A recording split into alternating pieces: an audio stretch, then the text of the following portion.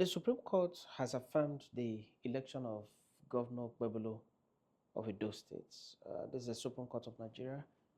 So yesterday, it affirmed the decision of the Court of Appeal on the election petition matter in Edo State, affirming Governor Pueblo as the duly elected governor of Edo State. This is Governor Pueblo, okay, the APC candidate at that election, and this is Asue Ighodalo, candidate of the PDP in that election. You recall that that election was fiercely contested.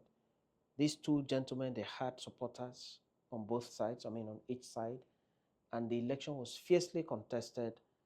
And at the end of the day, this is a person that was declared as being the winner of that election.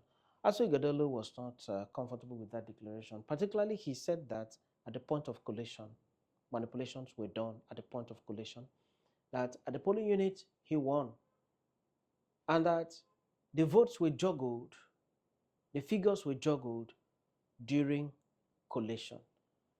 And in law, you don't only say it, you have to prove it. You have to go to court and prove it. And so because of that, Asue Ighodalo went to the Election Petition Tribunal to challenge the declaration of this person as the governor of the state.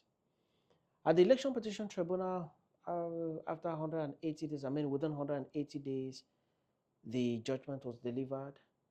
Asue Ighodalo was dissatisfied with the judgment, and so he went further to the Court of Appeal.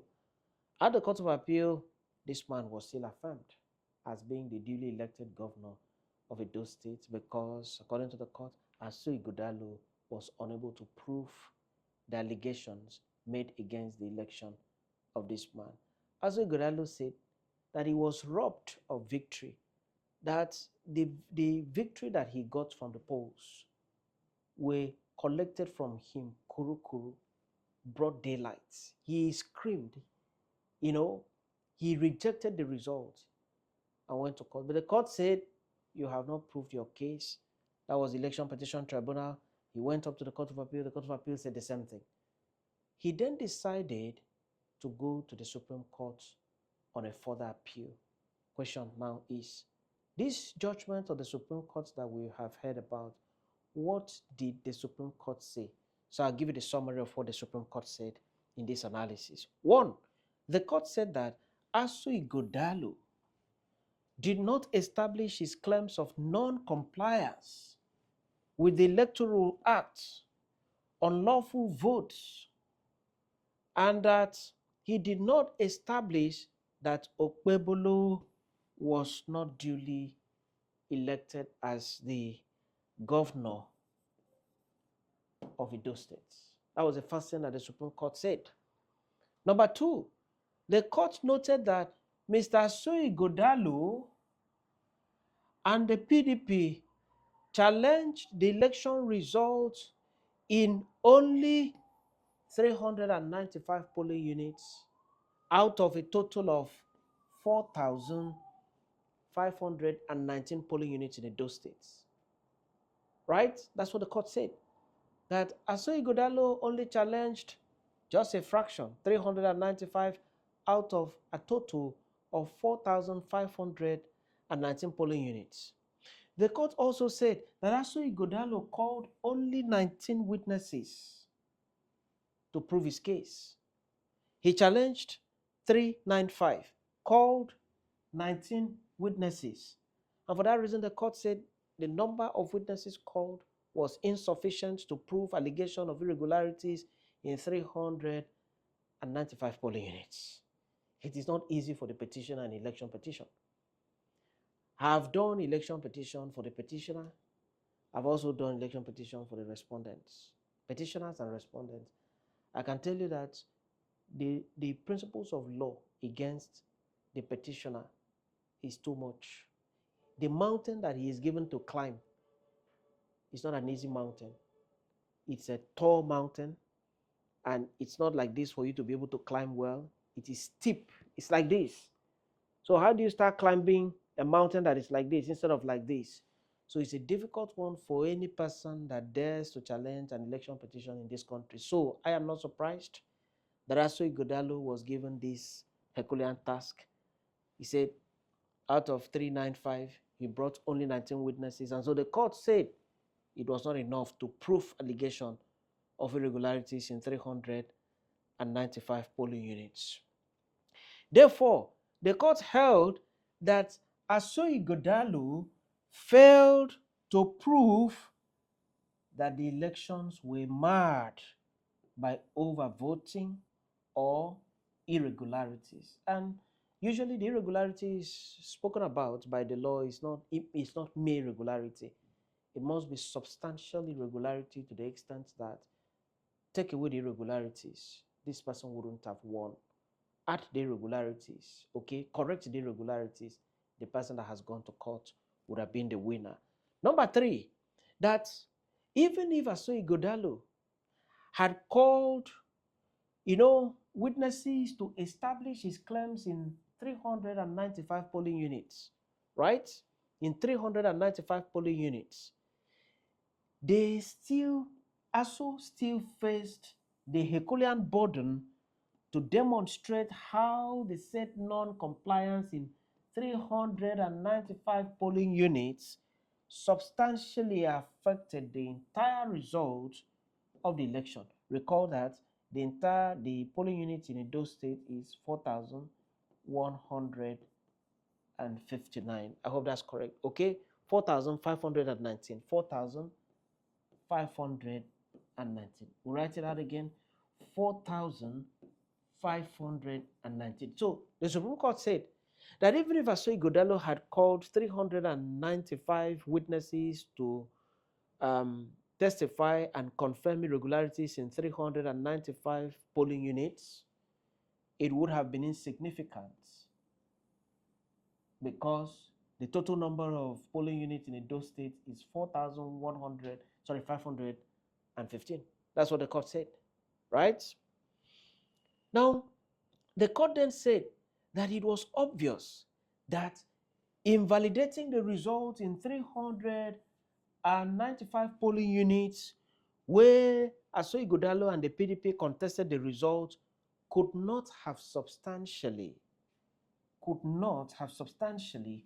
affected the overall result of the election conducted across 4,519 polling units in Edo State.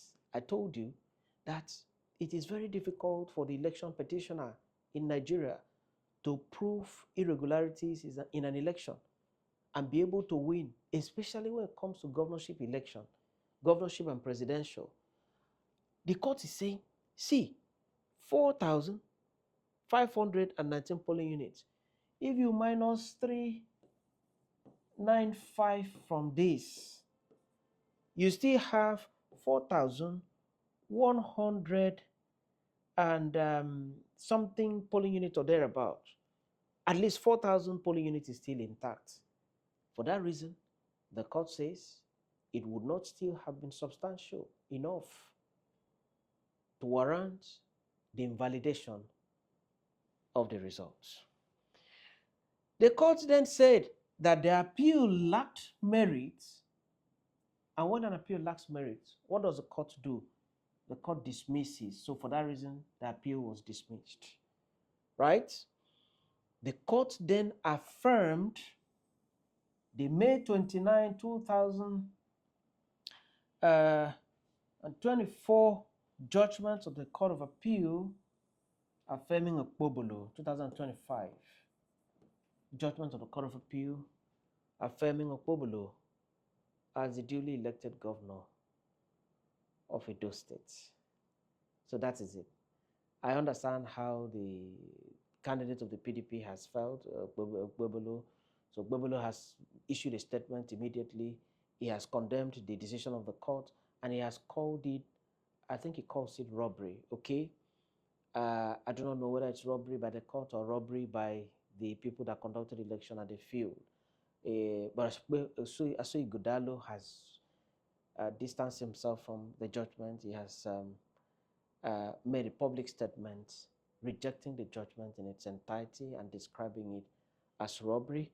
The man who supported him, who was his number one supporter at the election, Governor Obaseki, has also issued a public statement after the judgment, and I think his own, he has handed it over to God at this stage. So what else? What's more? Is there anything more? The answer is nothing more.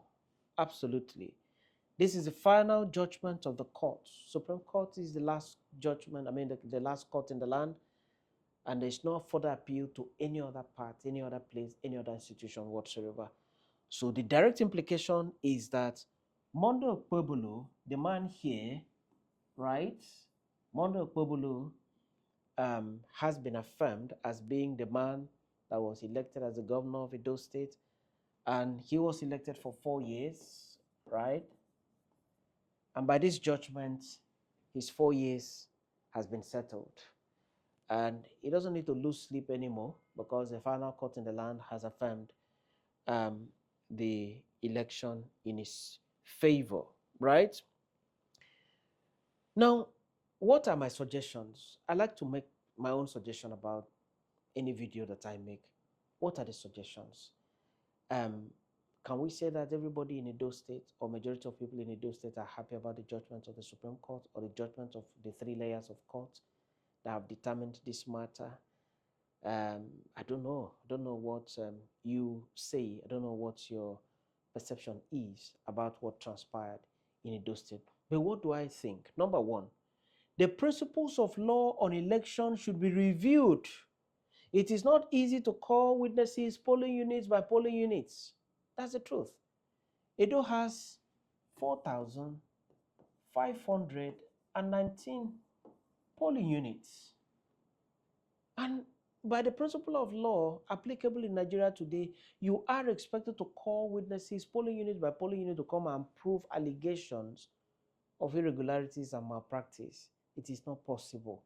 So I am suggesting that the principles of law on election should be reviewed because it is not easy. In fact, it is impossible to prove it polling unit by polling unit. Number two, electronic transmission of results should be introduced and made compulsory in our electoral process. We have reached that point now. Most of the complaints of the people that go to the election petition tribunal, their complaint is usually that their results were manipulated at the point of collation. So we should do electronic transmission. Moving forward, it is voted, it is declared at the polling unit, it is transmitted immediately, and everybody, sees it. There should be no manual transmission of results from polling units because this is where the problem usually occurs. Number three, Nigeria must consider the possibility of introducing electronic voting. I'm sure it's going to eliminate a whole lot of the complaints that we have today. Number four, winners should be decided at the polling units and not by the courts. Winners of our elections, right, should be decided at the polling units, not by the court. For too long now in this country, we have allowed the courts to be the ones determining who has won an election. So it is my suggestion that winners of election in this country should be decided at the polling units by the people. Nothing should happen to make the contestants to go to the courts. Because when you go to the court will decide based on documents presented to the court. And who presents the documents? INEC. And INEC is a party at the Election Petition Tribunal. So if there's any document that was not properly written, INEC goes back home and possibly writes it well, brings it to the court, tenders it, and that's what the court is going to use in deciding. Because the court does not take side, the court is in the middle and decides based on documents presented and based on testimonies. INEC has all the documents intact. We must have a country where election is conducted, announced at the polling unit. Whatever is announced at the polling unit stands without the necessity of going to court. For as long as we continue to take these matters to the court will continue to decide based on evidence presented and sometimes based on technicality. Technicality is also recognized by law.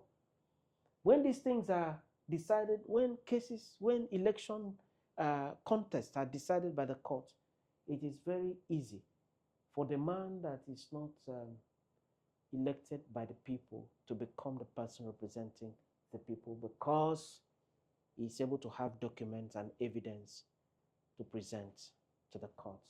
I do hope my country gets it right in the electoral process. Many thanks to you for watching. Do remember to like and to share. Thank you.